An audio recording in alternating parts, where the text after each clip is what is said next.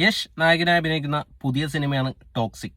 സംവിധാനം ചെയ്യുന്നത് മലയാളി കൂടിയായ ഗീതു മോഹൻദാസ് ആണ്. കലക്കിയിട്ടുണ്ട്, അടിപൊളി വെടിപ്പുക സംഭവമാണ്. പക്ഷേ ഗീതു മോഹൻദാസ് ഈ സിനിമയുടെ സംവിധായക പറഞ്ഞ പോലെ നമുക്ക് ഫാമിലി ആയിട്ടൊന്നും പോയി കാണാൻ പറ്റില്ല. മൊത്തത്തിൽ എഫേർട്സും ഫുള്ള് തെറി അഭിഷേകമാണ്. സീനറി ആണെങ്കിലും നമുക്ക് ഒറ്റയ്ക്ക് പോയി കാണാൻ പറ്റുന്നൊരു സിനിമയാണിത്. അപ്പോൾ എന്തായാലും സിനിമയ്ക്ക് വേണ്ടി വെയിറ്റിംഗ് ആണ്. യഷിൻ്റെ ഒരു ഫിലിം വന്നിട്ട് ഒരുപാട് നാളായി നമ്മൾ പ്രതീക്ഷയോടെ കാത്തിരിക്കുന്ന ഒരു സിനിമയാണ്.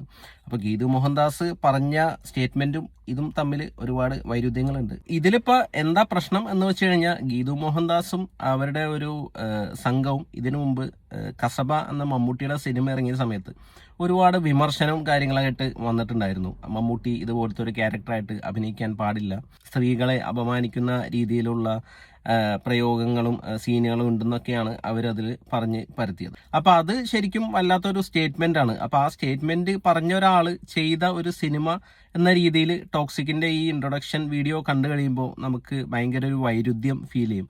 പറഞ്ഞതെന്ത് ചെയ്യുന്നത് എന്ത് എന്നുള്ളൊരു സംഭവമാണ്. As a filmmaker, it is an added responsibility that people are comfortable when they watch with their family, with their spouse, whatever. If they are conditioned in a certain way in their thoughts, then I need to make them very comfortable.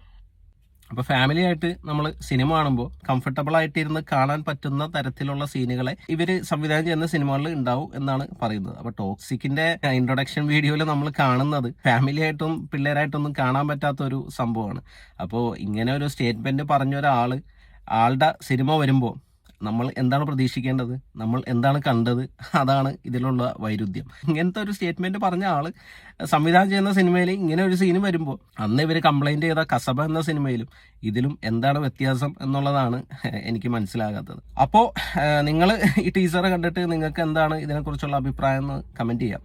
Video ഇഷ്ടപ്പെട്ടാൽ like ചെയ്യാം, channel ഒന്ന് subscribe ചെയ്താൽ സന്തോഷം. പുതിയൊരു വീഡിയോയുമായി നമുക്ക് വീണ്ടും കാണാം. Thanks for watching. ബൈ.